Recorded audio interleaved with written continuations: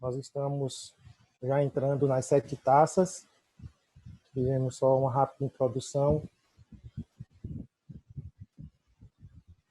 Essa é a aula 14. Então, nós estamos na apostila, na página 65, lição 9. Então, vamos continuar de onde nós paramos agora na aula 13.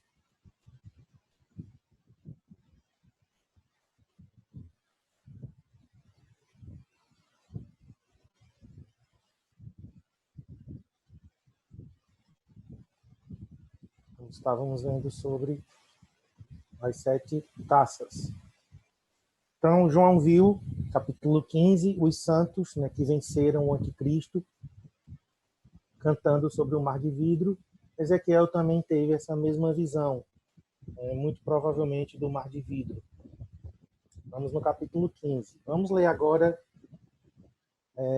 do 2 em diante. Vi como que um mar de vidro mesclado de fogo e os vencedores da besta, da sua imagem, do número do seu nome, que se achavam em pé no mar de vidro, tendo harpas de Deus, e entoava o cântico de Moisés, servo de Deus, e o cântico do Cordeiro, dizendo: Grandes e admiráveis são as tuas obras, Senhor Deus Todo-Poderoso. Justos e verdadeiros são os teus caminhos, ó Rei das Nações. Quem não temerá e não glorificará o teu nome, ó Senhor, pois só tu és santo. Por isso todas as nações virão e adorarão diante de ti, porque os teus atos de justiça se fizeram manifestos. Depois destas coisas olhei, e abriu-se no céu o santuário do tabernáculo do testemunho.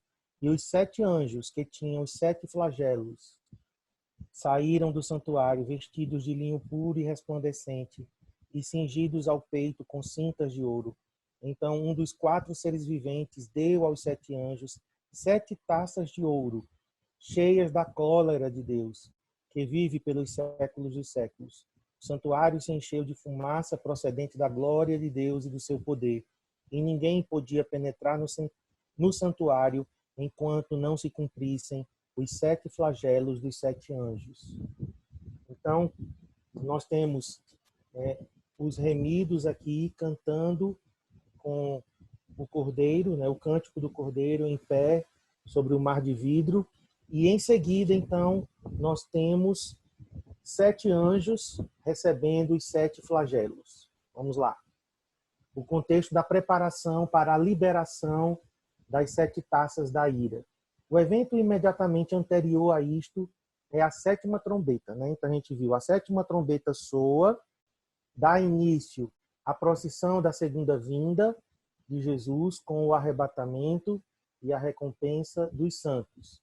Jesus então se engaja na tomada hostil do controle de todos os governos da terra, provocando desta forma ira nas nações. Não vai ser uma tomada pacífica, certo? Essa imagem desse pacifismo, nesse final aqui não cabe. Vai ser uma tomada hostil. Salmo 2 diz que os reis se enfureceram contra o ungido do Senhor. E eles não vão querer entregar o governo da terra. O anticristo vai resistir. Então, isso vai provocar ira nas nações. Então, aí, Apocalipse 11, a gente já leu, Mateus 24, fala disso aí. Paulo deixou claro que o arrebatamento acontecerá na última trombeta, que é a 7ª. Estamos aqui revisando coisas que a gente já viu, para ficar bem claro, para vocês. Então, última trombeta é a 7ª trombeta. Jesus arrebata a igreja para iniciar a procissão da segunda vinda, acontecendo em 3 estágios por um período de 30 dias. O anticristo terá autoridade para oprimir o povo de Deus por 1260 dias, que são 3 anos e meio, 42 meses. Então, comparar aí as seguintes passagens, Apocalipse 11, 2 e 3, só confirmando aí o que a gente está falando.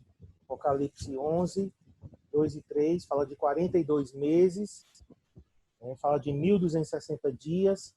Apocalipse 12, 6, a gente já leu todos esses textos, só para ficar bem claro, que o anticristo ele vai ter domínio total sobre a terra 3 anos e meio, que são os últimos 3 anos e meio. nós receberemos o livramento no arrebatamento. No entanto, o anticristo continuará por mais 30 dias, ou seja, depois do arrebatamento, que completa aí 1260 dias, nós temos mais 30 dias com a abominação da desolação, né? Ele se assentando lá e exigindo adoração, totalizando 1290 dias. Aí, de acordo com Daniel 12:11, a gente já leu também esse texto nas aulas passadas. Estamos revisando aqui. Estágio 1, a procissão de Jesus nos ares, né?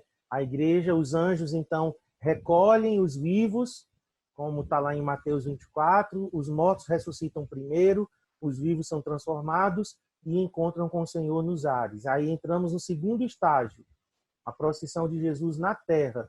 Então, Jesus ele vai percorrer toda a terra, todo olho verá, e então marchar, entrando pela Jordânia até Israel. E o estágio 3 é Jesus entrando em Jerusalém, né? Quando ele toca o Monte das Oliveiras, e então ele finalmente é coroado como rei de Israel.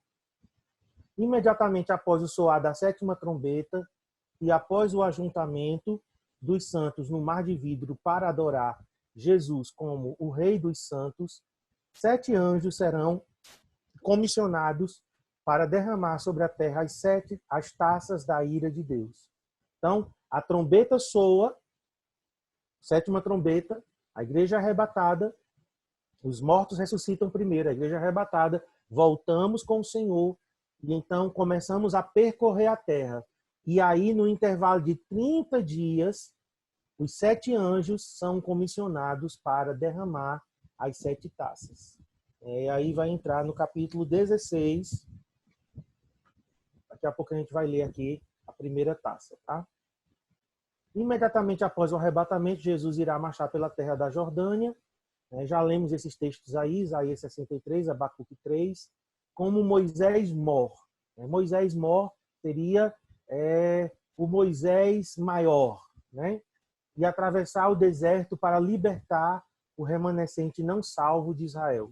Então, assim como Moisés atravessou o deserto, né, no Êxodo, nós temos o nosso Moisés também, que é Jesus. Isso está profetizado em Deuteronômio, que viria um profeta maior do que Moisés, do tipo de Moisés, né, tipo Moisés. Em Hebreus também, capítulo 3, diz que Moisés foi fiel sobre a casa de Deus e Cristo agora é fiel sobre nós que somos a casa de Deus. Então, Jesus é um antítipo de Moisés. Moisés é um tipo de Cristo. Naquele momento, Jesus irá liberar as 5 primeiras taças que destruirão os recursos do império do anticristo. A sexta e a sétima taça serão liberadas no momento anterior à entrada de Jesus em Jerusalém. Então, as 5 primeiras taças vão ser liberadas e vai destruir os recursos do império do anticristo, para então a sexta e a sétima ser liberada no momento que Jesus começa a entrar em Israel, marchando até Jerusalém. Então vamos para a primeira. Apocalipse 16, 1 e 2. Ouvi, vinda do santuário, uma grande voz dizendo aos 7 anjos: Ide e derramai pela terra as 7 taças da cólera de Deus, da ira de Deus. Saiu, pois, o primeiro anjo e derramou a sua taça pela terra, e aos homens, portadores da marca da besta e adoradores da sua imagem, sobrevieram úlceras malignas e perniciosas. Então, a igreja não estará mais aqui, né, presente na terra. A igreja aqui estará com Cristo, percorrendo a terra nos ares, enquanto essas 5 taças estão sendo derramadas.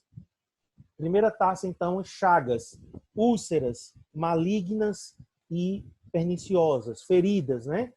Chagas dolorosas nas pessoas que adoram o anticristo. Estas chagas serão imundas e perniciosas, com um odor terrível de carne estragada, apodrecida. Serão também malignas, pois serão dolorosas e repugnantes.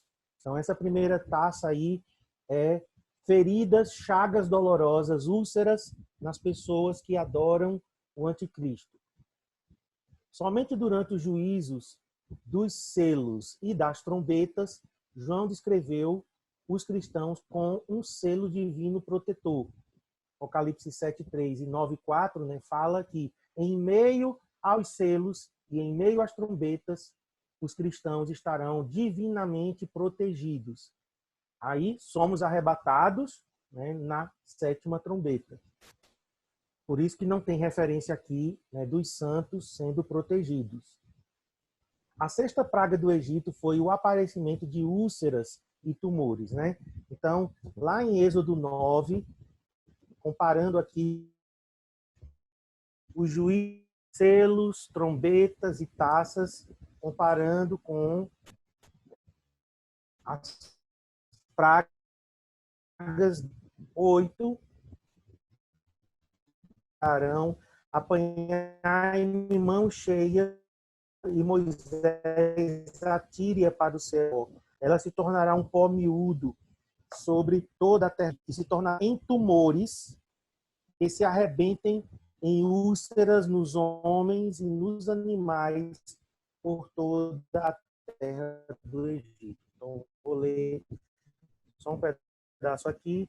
Então, Moisés alertou que a rebelião a Deus provocaria seu juízo em forma de úlceras. Então, lá em Deuteronômio 28, nós temos a parte das maldições, e para os rebeldes, Deus julgaria com úlceras, vidas dolorosas. Vamos à segunda taça,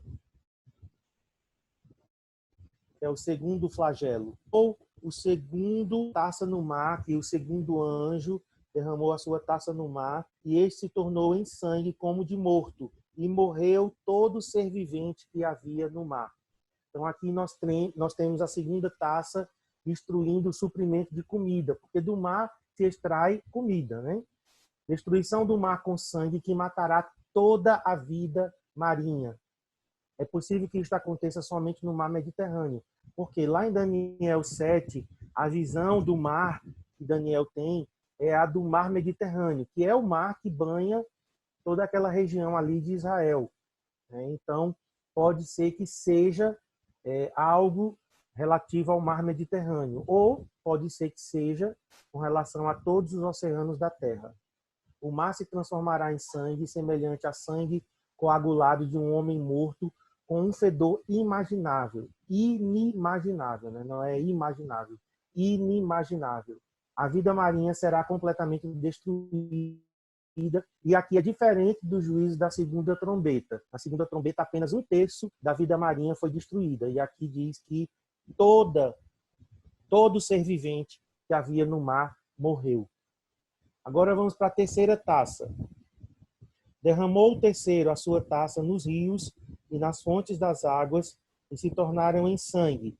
Então ouviu o anjo das águas dizendo: Tu és justo, tu que és e que eras o santo, pois julgaste estas coisas. Porquanto derramaram sangue de santos e de profetas, também sangue lhes tens dado a beber. São dignos disso. Ouvi do altar que se dizia: Certamente, ó Senhor Deus, Todo-Poderoso, verdadeiros e justos são os teus juízos. Então, queridos, os juízos de Deus são verdadeiros e justos. Aqui o anjo está dizendo: derramaram o sangue dos santos de Deus, o sangue dos profetas, então Deus está dando sangue a eles beberem. Eles são dignos disso, né? É justo que aconteça isso com eles. Deus não está sendo aqui injusto, né? Deus não está sendo rígido demais, né? Forte demais, não. Deus está dando exatamente o que eles merecem. Então, a terceira taça fere o quê? As águas, suprimento de água, envenenamento da água doce com sangue. A semelhança entre a terceira trombeta, que a gente viu lá em Apocalipse 8:10, e a terceira taça é a poluição de água potável.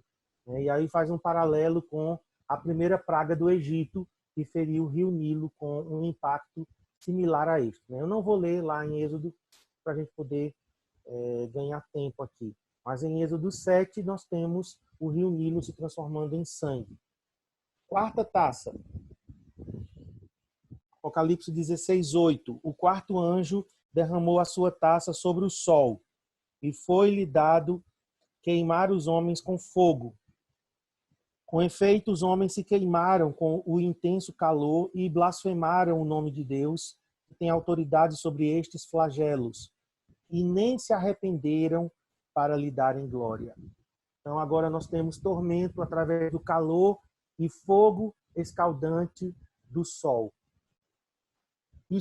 Isto é um ato sobrenatural e não um mero evento natural. Certo? Não é que fez um calor a mais, né? O sol ficou um pouco mais quente. Não, é algo sobrenatural. Certo? Não é um evento natural. E aí diz que os homens irão blasfemar, né, contra Deus por causa desta praga, por causa deste flagelo. Esta taça intensificará o calor do sol. A quarta trombeta afetará o sol de maneira oposta, né? Escurece o sol. Certo? Mas aqui nós temos uma intensificação do calor. Interessante que no final aqui do verso 8 diz que eles blasfemam o nome de Deus e nem se arrependeram para lhe darem glória. Vejam a que ponto a maldade, vejam a que ponto de dureza de coração o ser humano vai estar. Eles não se arrependem das suas obras. Vamos para a quinta taça agora. Verso 10. Derramou o quinto a sua taça sobre o trono da besta, cujo reino se tornou em trevas, e os homens remordiam a língua por causa da dor que sentiam. E blasfemaram o Deus do céu por causa das angústias e das úlceras que sofriam. E de novo a mesma frase, e não se arrependeram de suas obras. Agora nós temos trevas no império global do anticristo. O trono do anticristo é o assento geográfico do seu governo. Onde a gente viu isso? Na Babilônia. Então nós temos o trono do anticristo na cidade de Babilônia, que vai ser, né, reconstruída. Então é lá que o trono dele estará. Então Isaías profetizou que trevas densas irão cobrir a terra. Isaías 62, eu li esse texto na aula passada. Esta escuridão possuirá um elemento sobrenatural demoníaco. Então, cremos que só é trevas de escuridão, de falta de luz, mas um tormento demoníaco, né, vai acontecer. Diz aqui que os homens remordiam a língua por causa da dor que sentiam. Então, eles blasfemam. É equivalente aqui à nona praga do Egito. Lá teve trevas por 3 dias, né? Êxodo 10, de 21 a 23. Então, nós temos aqui trevas sobre o império global do anticristo. Os adoradores do anticristo irão blasfemar a Deus, demonstrando seu profundo ódio a ele. À medida que os juízos se intensificam, o ódio e a blasfêmia deles serão demonstrados plena e abertamente. Agora vamos para a sexta taça. Derramou o sexto a sua taça sobre o grande rio Eufrates, cujas águas secaram, para que se preparasse o caminho dos reis, que vem do lado do nascimento do sol, aqui do leste, né, do oriente. Então vi sair da boca do dragão, que é Satanás, da boca da besta, olha a trindade satânica aqui presente, da boca da besta, que é o anticristo, e da boca do falso profeta, 3 espíritos imundos, semelhantes a rãs. Porque eles são espíritos de demônios, operadores de sinais, e se dirigem aos reis do mundo inteiro, com o fim de ajuntá-los para a peleja do grande dia do Deus Todo-Poderoso. Eis que venho como vem o ladrão. Bem-aventurado aquele que vigia e guarda as suas vestes, para que não ande nu e não se veja a sua vergonha. Então, os ajuntaram no lugar que em hebraico se chama Armagedon. Então, agora nós temos a sexta taça. Demônios vão seduzir as nações e vai congregar as nações no Armagedon. Armagedon é uma palavra hebraica que vem de 2 palavras, ar Megidon, ou seja, Ar significa monte. Megidon é um lugar que tem lá no Vale de Jezreel, o Monte de Megido, o Monte Megido. Então, Armagedon é um lugar em Israel que é o Vale de Jezreel, é uma planície, é um lugar, uma planície muito extensa, onde pode ser congregado ali exércitos numerosos. Certo? Então, aquela planície é o Armagedon. Certo? Armagedon descreve um lugar físico, um lugar geográfico. Nesse lugar, nessa planície, é onde as nações que foram seduzidas por esses demônios, 3 espíritos imundos, semelhantes a rãs, sairão da boca do diabo, da besta e do falso profeta. Eles vão vomitar, olha que coisa terrível, espíritos imundos e milagres vão seduzir as nações. Essas nações vão se juntar para destruir Israel, o anticristo congregando as nações contra Israel, o ódio contra Israel, contra os servos de Deus, né, os judeus, e lutar contra Jesus à medida que ele marcha em direção a Jerusalém. Eles não estão se reunindo, vindo do mundo inteiro para o mesmo lugar, para lutar contra o pequeno e inofensivo exército de Israel. Então, comparado ao exército de Israel com esse exército inimigo, não tem nem como. A força de Israel ela vai ser muito pequena em comparação ao exército das nações que esses demônios vão seduzir contra Israel. No verso 5, desculpem, no verso 15, não, no verso 14 diz, porque eles são espíritos de demônios, operadores de sinais, e se dirigem aos reis do mundo inteiro com o fim de ajuntá-los para a peleja do grande dia do Deus poderoso. Esse aqui é o dia do Senhor. Dia com D maiúsculo. E aqui é o estreito dia do Senhor. Por quê? Porque o amplo dia do Senhor já vai ter começado. O amplo dia do Senhor já vai ter começado desde o derramar o desatar dos selos. Então, o amplo dia do Senhor já vai ter começado, mas o estreito dia do Senhor é esse dia aqui da batalha do Armagedon, quando Jesus finalmente entra em Israel e destrói o anticristo, seu império e todos os exércitos que estavam ali contra Israel. Isto será uma blasfêmia global contra o anticristo, enquanto as nações recebem a mentira. Então, 2 Tessalonicenses, a gente leu semana passada, mas é interessante a gente ler novamente. 2 Tessalonicenses 9 a 11. Diz assim, ora, o aparecimento do iníquo, aqui do anticristo, é segundo a eficácia de Satanás, com todo o poder, sinais e prodígios da mentira. Então, a gente vê que esses demônios que a gente leu aqui na sétima, nós lemos aqui na sexta, na sexta taça, eles operam sinais e prodígios de mentira, com todo engano de injustiça aos que perecem, porque não acolheram o amor da verdade para serem salvos. É por este motivo que Deus lhes manda a operação do erro para darem crédito à mentira.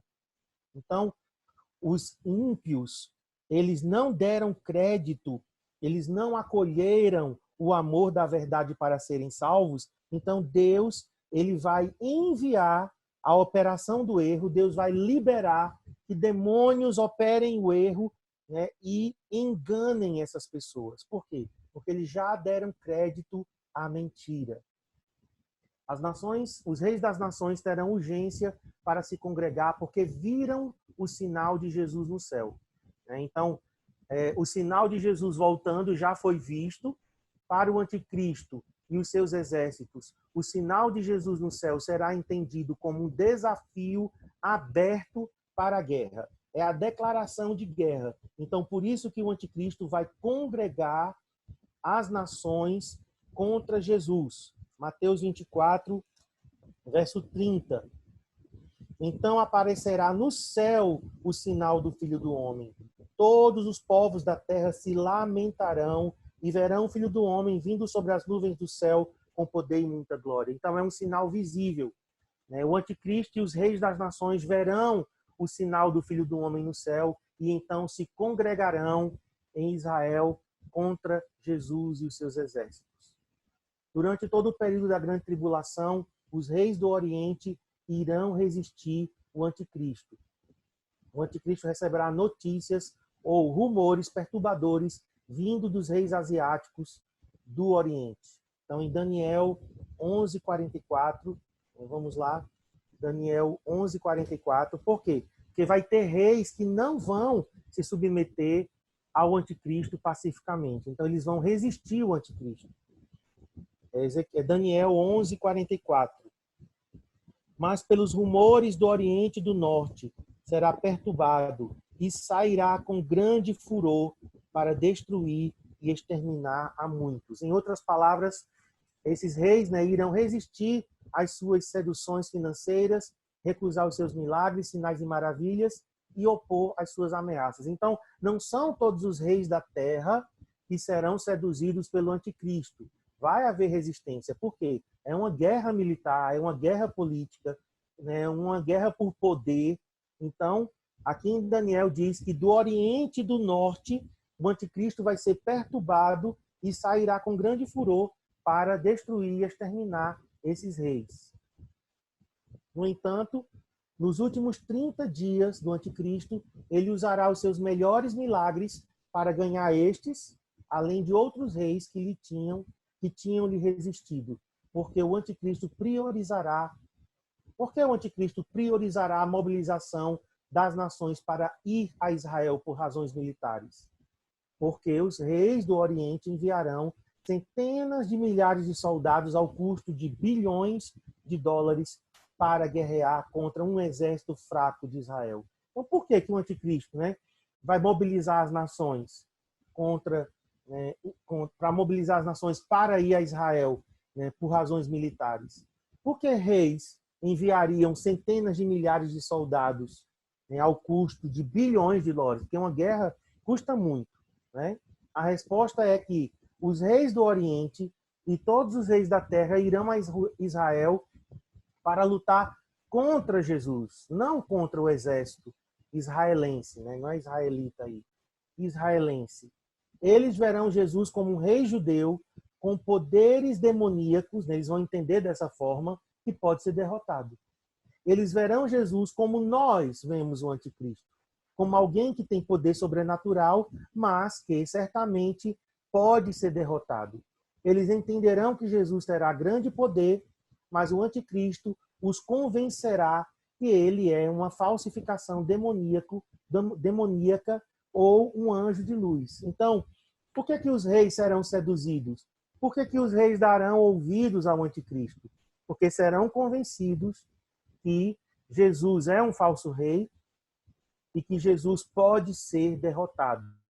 Eles vão atender o convite do anticristo para se levantar contra Jesus, não contra apenas o exército de Israel. Porque o exército de Israel, em comparação, é muito pequeno.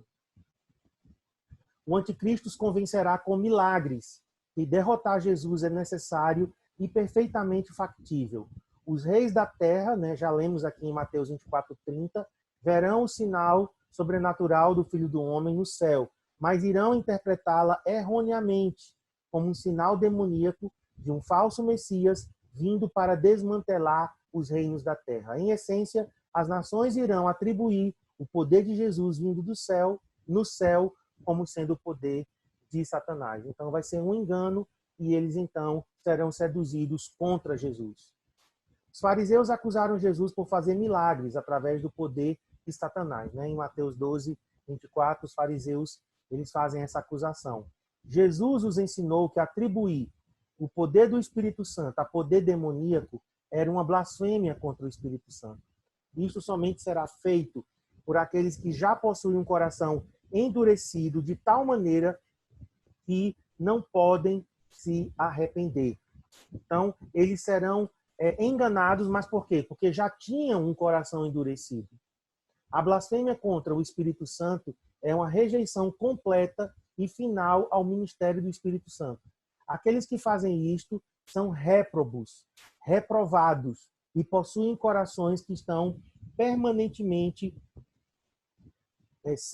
permanentemente endurecidos, sem qualquer inclinação para o arrependimento. O maior pecado possível é um homem blasfemar contra o Espírito Santo.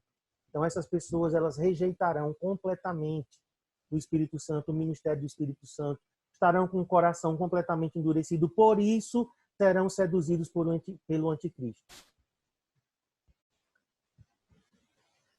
Aí então entramos para a sétima e última taça, que é a aniquilação. Então vamos voltar lá para Apocalipse 16, a partir do verso 17. Então derramou o sétimo anjo a sua taça pelo ar, e saiu grande voz do santuário, do lado do trono, dizendo: feito está. E sobrevieram relâmpagos, vozes e trovões, e ocorreu grande terremoto, como nunca houve igual, desde que há gente sobre a terra. Tal foi o terremoto forte e grande. E a grande cidade se dividiu em 3 partes, e caíram as cidades das nações.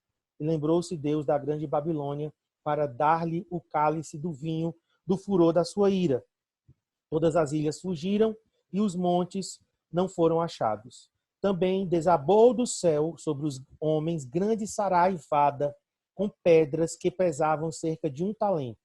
E por causa do flagelo da chuva de pedras, os homens blasfemaram de Deus, porque o seu flagelo era sobremodo grande. Então aqui nós temos abalos provenientes de terremotos, e nós temos granizo, aqui saraivada, é chuva de granizo com fogo, pedras pesando 35 quilos. 1 talento aqui é em torno de 35 quilos. Esta taça será derramada no ar. Aqui diz: então derramou o sétimo anjo a sua taça pelo ar. E possivelmente será a causa da praga que Zacarias profetizou, que a carne, os olhos e a língua das pessoas e de seus animais irão se dissolver. Lá em Zacarias, capítulo 14, fala de uma praga que dissolve os olhos das pessoas, dissolve a língua das pessoas. É Zacarias 14, 12. Esta será a praga com que o Senhor ferirá todos os povos que guerreiam contra Jerusalém. A sua carne se apodrecerá, estando eles de pé, apodrecer-lhe-ão os olhos nas suas órbitas, e lhes apodrecerá a língua na sua boca. Então, essa taça aqui, a última, provavelmente é essa praga aqui que Zacarias profetizou.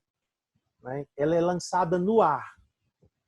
Esta taça liberará o pior terremoto da história e irá destruir as cidades das nações. Em Apocalipse 16, 20, o terremoto fará com que as ilhas fujam, ou seja, vai ser tão forte o terremoto que as ilhas serão submergidas pelo mar e as montanhas não serão achadas.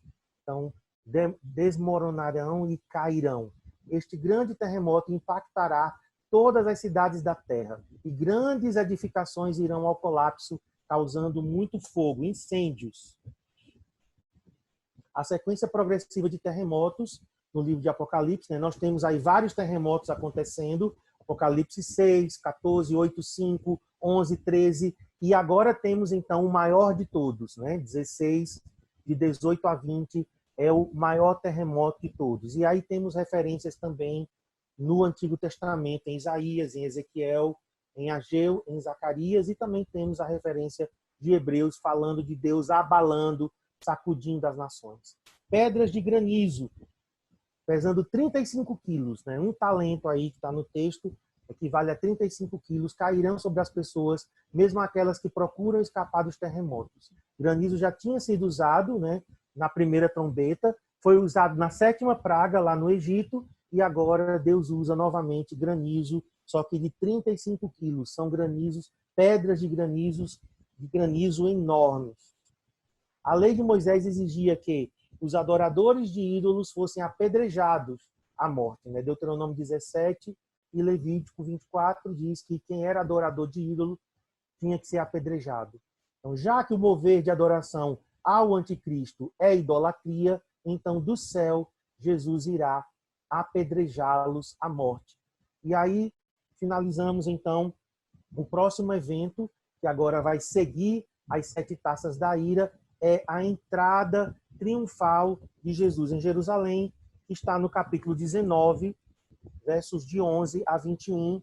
Acredito que não vai dar tempo da gente ler, mas agora nós vamos, então, depois das 7 taças, nós temos a entrada triunfal de Jesus em Jerusalém. Vi o céu aberto e eis um cavalo branco, seu cavaleiro se chama Fiel e Verdadeiro, e julga e peleja com justiça. Os seus olhos são como chama de fogo, na sua cabeça há muitos diademas, tem um nome escrito que ninguém conhece senão ele mesmo. Está vestido com um manto tinto de sangue, e o seu nome se chama o Verbo de Deus. E seguiam-no os exércitos que há no céu, montando cavalos brancos, com vestiduras de linho finíssimo, branco e puro. Sai da sua boca uma espada afiada, para com ela ferir as nações. E ele mesmo as regerá com cetro de ferro, e pessoalmente pisa o lagar do vinho do furor da ira do Deus Todo-Poderoso. Tem no seu manto e na sua coxa um nome escrito, Rei dos Reis e Senhor dos Senhores. Né? E aí nós temos a entrada triunfal de Jesus em Jerusalém.